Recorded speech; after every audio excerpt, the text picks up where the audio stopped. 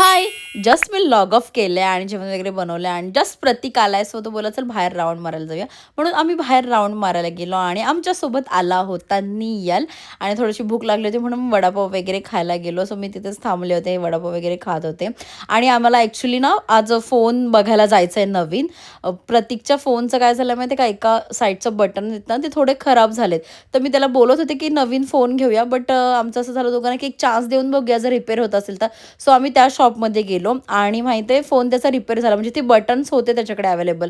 So ते लगेच झालं, त्यामुळे नवीन फोन घ्यायचा काही प्रश्नच नाही. सो नवीन फोन घ्यायचा आमचा कॅन्सल झाला बिकॉज जर फोनच म्हणजे बटनच चांगलं झालं. तर तो बोलला पण शॉपवाला की फोन अजून खूप चांगला आहे. तर हा बोलला की नकोच घ्यायला फोन, राहू दे आहे तो चांगला. सो ठीक आहे.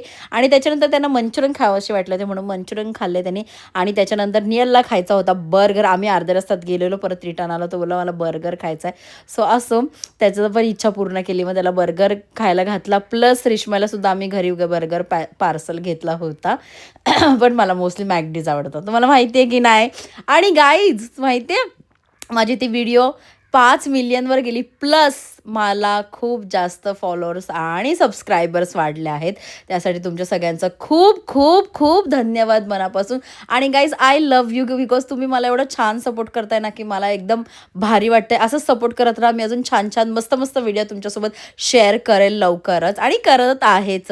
आणि त्याच्यानंतर ना नियल आणि रिश्माची ह्या बॅटीवरून भांडणं, काय सांगू, यांची भांडणं काय थांबत नाही. हा बघा सस्ता बुमरा.